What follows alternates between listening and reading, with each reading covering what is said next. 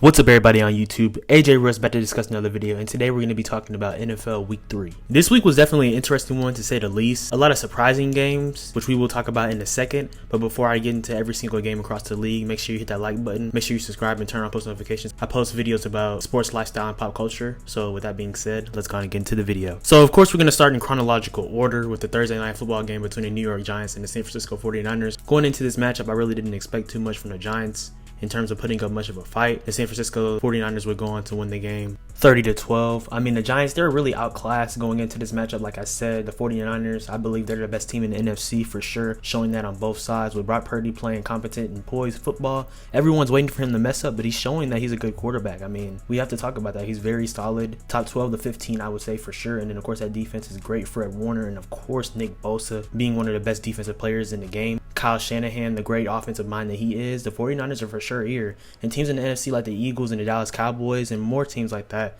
are going to have to be on notice for the 49ers because they're for real. And not only that, of course, Christian McCaffrey out the backfield, catching the ball too. I mean, he's so tough. And the Deebo Samuel as well has 6 receptions, 129 receiving yards and a touchdown. So the 49ers, I believe that they're the best team in the NFC. The Giants, they're just trying to find their way back after having a rough couple of weeks. There was a lot of 12 o'clock games, of course, Central Time. That's where I'm at. And then 1 o'clock Eastern Time games.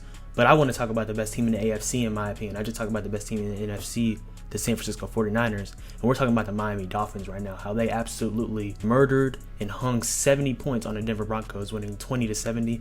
The most points in the NFL since 1966, I believe, was scored. And honestly, Mike McDaniel, they could have scored more, but he showed mercy on the Broncos. And it was really embarrassing for the Broncos. Sean Payton coming in there, Russell Wilson honestly hasn't played that bad this year, but bad franchise in my opinion. Just nothing going right for them now, falling 0-3. But that's enough to be said about them. I really don't want to talk about them too much, but I want to talk about the Dolphins for sure. Like literally, they look great. Devin Achan, I'm probably saying his name wrong. He had 18 carries and 203 rushing yards and 2 touchdowns. He also had 2 receiving touchdowns. Also, Raheem Mostert played well. Tua Tagovailoa, I'm telling you, right now, he is for sure an MVP candidate. He completed 23 out of his 26 passing attempts, 309 passing yards, 4 touchdowns. Tyreek Hill, 9 receptions, 157 receiving yards, a touchdown. The Dolphins, they're for real, man. They, like I said, are the best team in the AFC, and you can make the argument that they're the best team in football right now. That offense is just insane and electric, and they didn't even have Jalen Waddle in this game. So imagine when he comes back, just continuing to fire on all cylinders. This team is real, man, and I truly believe the Dolphins, they have a great shot as long as Tua can stay healthy and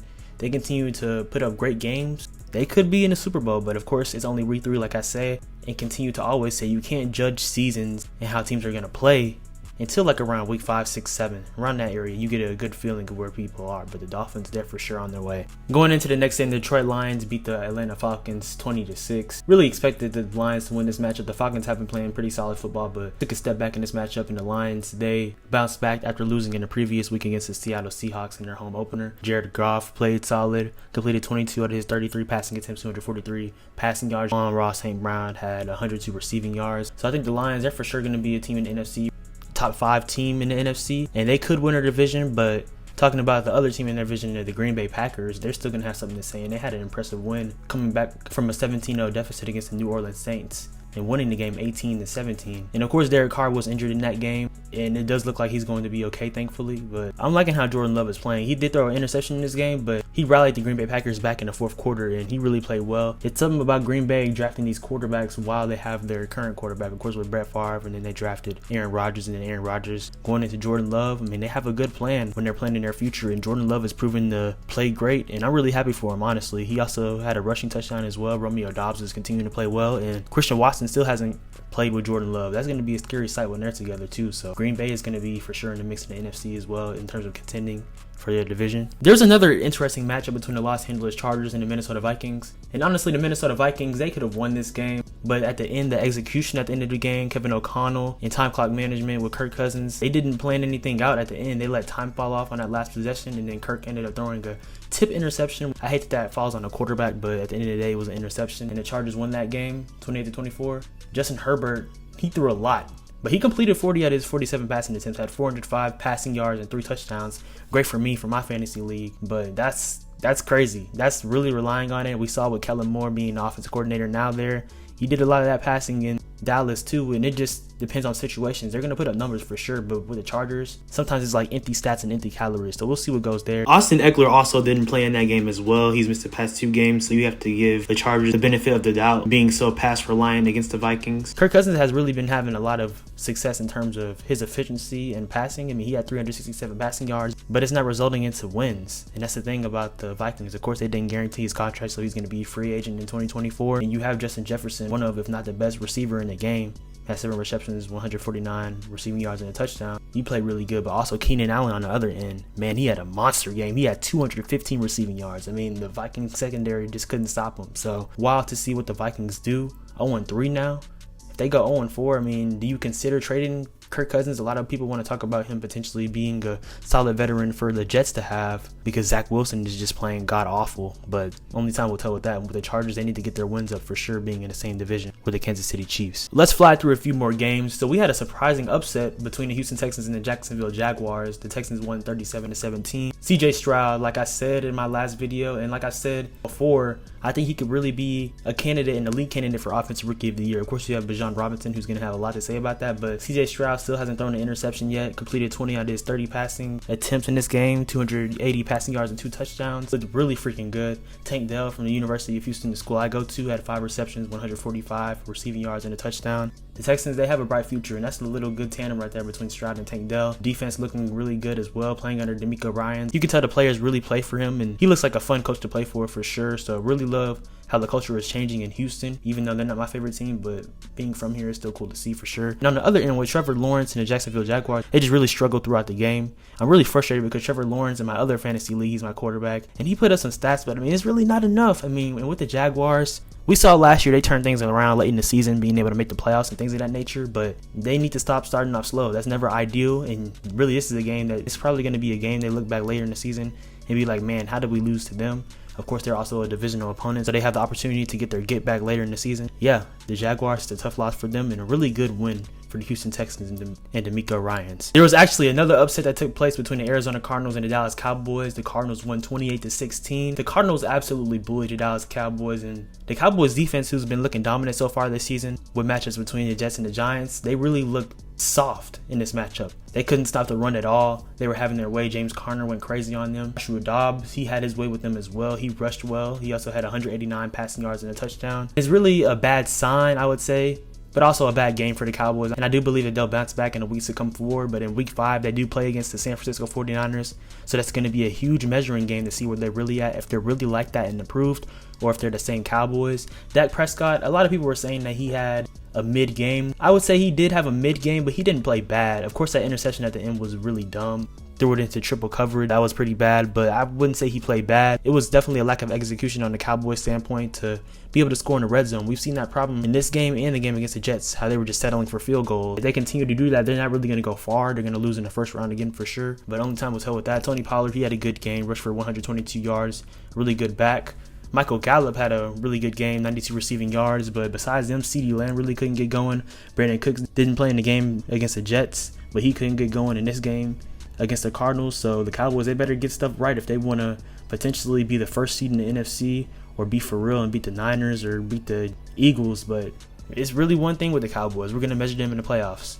But I still think that it's early in the season and it's still too early to determine how teams are going to be. All right, I said I was going to fly by those other games, but I kind of spent a little time on there. But for real, about to fly through these games. So the Colts beat the Ravens in another upset. And of course, Anthony Richardson didn't play in that game because of concussion protocol. But Gardner Minshew, he's been playing pretty good in his absence. Lamar Jackson, he had a solid game with no touchdowns. He did throw for 202 passing yards. He also had 100 rushing yards and 2 touchdowns. That was really the best part of the game for him, but they still fell short in this game. And like I said about the Cowboys and the Ravens, it's still too early, bro. Like, you're gonna have these games where you just lose, the other team just brings it better, and they might not be a better team than you overall, but they are that Sunday, and that's why people talk about any given Sunday. But I think that the Ravens will be fine. It's a really good win for the Colts, who are now 2-1. Moving on to the next game, we can talk about the Panthers and the Seahawks. Seahawks won that game 37-27. Geno Smith played great, had 296 passing yards, a touchdown, an interception, but played really good. Kenneth Walker had 2 touchdowns, 97 rushing yards, and DK Metcalf had 112 receiving yards. And Bryce Young didn't play. He was, of course, injured. Andy Dalton, the Red Rifle, played, and he had 361 passing yards. He actually looked pretty freaking good, had 2 touchdowns, but of course that wasn't enough. He completed 34 out of his 58 passing yards, so the Panthers and Frank Wright were really airing that thing out. But they're 0-3, and like I said in previous weeks, Bryce Young was drafted there for a reason. The Panthers are not a good football team, so we can go and move on from that. And I mentioned the Jets a little bit earlier. The Jets lost this game against the New England Patriots 15-10. The New England Patriots, I believe, have now beat them 14 or 15 times in a row, something like that. Really sad in terms of the Jets because they had a lot of hope going into this year with Aaron Rodgers, and just to fall back to Zach Wilson, who's definitely a bust on their end in terms of the expectation that they had set for him when he was drafted 2nd overall in 2021. And they just play so conservative with him now. Like, the objective with him is just not to mess up.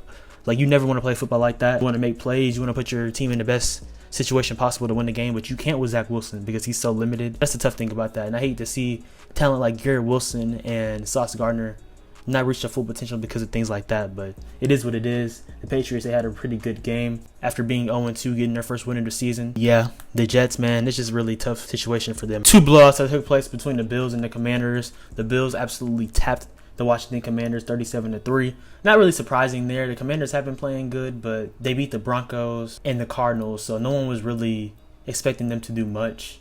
After Josh Allen had that tough first game against the New York Jets, he's been playing really good. In this game, he completed 20 out of his 32 passing attempts, had 218 yards, 1 touchdown, and 1 interception. Stephon Diggs had 111 receiving yards. That team in Buffalo is going to be really good. And as long as they just continue to play great football and Josh Allen makes plays and being the great quarterback that he is, a top 3 quarterback in the NFL in my opinion, they're going to be potentially on their way back to the AFC Championship game as long as they can overcome teams like the Cincinnati Bengals and get up there with the Chiefs, because they've been knocking at the door for a few years now. And then talking about the Browns and Titans, that was another blowout game. The Browns won 27-3. Ryan Tannehill only had 104 passing yards. I mean, I think it's going to be inevitable for Will Levis to start soon. Ryan Tannehill, I mean, he's a definition of mid. I mean, it is what it is. And it's crazy. Derrick Henry only had 20 rushing yards. Like, bro, it's crazy. And DeAndre Hopkins had 48 receiving yards. Still surprised that DeAndre Hopkins went there. Of course, they gave him the bag, so that's why. He did say he wanted to win, but that's not going to happen in Tennessee, so it is what it is there. But Deshaun Watson, I'd say he had a better game. Bouncing back from that loss against the Steelers. Completed 27 out of his 33 passing attempts, had 289 passing yards and 2 touchdowns. And Amari Cooper had 116 receiving yards and a touchdown. Still tough to see Nick Chubb get injured, but it's good news on his end. Adam Schefter reported that he only tore his MCL and it's not a career-ending injury, so hopefully he can come back well next year. Third blowout, of course, was a game between Chiefs and the Bears, where the Chiefs won 41-10. And we really don't have to talk about the game too much because the Bears are just a colossal mess right now. The offense going wrong. Of course, Justin Fields talking about the coaching and things of that nature. Defensive coordinator leaving the team. The Chiefs, we know what they are. They're the defending champions, winning 2 Super Bowls in the past 4 years. But we really need to talk about Travis Kelce and Taylor Swift. Nah, I'm playing. The Chiefs, they took care of business. I mean, they were up, I believe, like 34-0 at one point. So no one really expected this game to be close at any point of the time. So that's what that is. Sunday Night Football in a matchup between the Pittsburgh Steelers and the Las Vegas Raiders. The Steelers won 23-18. Really, I don't believe the game was that close. I was watching it, and man, Jimmy Garoppolo, like Ryan Tannehill, it's pretty mid. Had 3 interceptions. 2 of them, they were just so awful. Like, it's just really disgusting to watch the Raiders. And honestly, I was talking to my friend about this. Like, why are they putting these games on national television? No offense to the Steelers. Of course, their defense is great, but I don't want to see Kenny Pickett against Jimmy Garoppolo. That's besides the point. I mean, Matt Canada is really hated by the fans in Pittsburgh. We've seen that. But they were able to win this game, and they won 2 games in a row, so shout out to them. The Steelers are 2-1 now, and the Raiders are 1-2. I mean, really not too much to be said there. Devontae Adams did have a dominant game. He had 172 receiving yards and 2 touchdowns. We know that he's arguably the best receiver in the game, so that's really not surprising. There was a Monday night doubleheader between the Eagles and Buccaneers, and in a later game, the Los Angeles Rams and the Cincinnati Bengals. And the Eagles really dominated this game against the Buccaneers, winning 25-11. Of course, the Buccaneers were undefeated going into this, but a small sample size for all teams in the NFL, like I said. The Eagles really dominated on both ends. Jalen Carter forced a fumble. I mean, he looked really dominant. That defensive line is very poised And I do believe the Philadelphia Eagles and the 49ers are neck and neck, but I will give the slight edge to the 49ers right now. Those are the top teams in the NFC, in my opinion. And Baker Mayfield, he's been playing pretty solid for the Bucs, but he had a kind of coming down to earth game. But I still feel like the Bucs are going to shock a lot of people in terms of being better than what everyone thought they would be, because a lot of people thought that they were going to be trash. Jalen Hurts had a pretty efficient and solid game, besides the fact that he threw 2 interceptions, but they were still able to overcome that and still won in dominant fashion. AJ Brown had 9 receptions for 131 receiving yards. DeAndre Swift had his second 100 game rushing in a row, had 16 carries for 130 yards. So the Eagles, they looked really good. And then in the second game, the Cincinnati Bengals, they won 19-16. Really, it was a stinker of a first half. Both teams were only getting field goals up, and Joe Burrow, of course, he was dealing with that calf injury still, but he still played a solid game. He did throw a lot. He threw 49 times, completed 26 of them, had 259 passing yards, didn't throw for a touchdown. He had 1 interception, but they were still able to rally and, of course, beat the Rams. Matthew Stafford, he threw 2 interceptions, had 269 passing yards. And right now, their number 1 receiver, with Cooper Kupp being out, Puka Nacua, had 5 receptions for 72 yards. So he's been really surprising a lot of people with his play. But Jamar Chase, he had a really great and dominant game. Of course, struggling the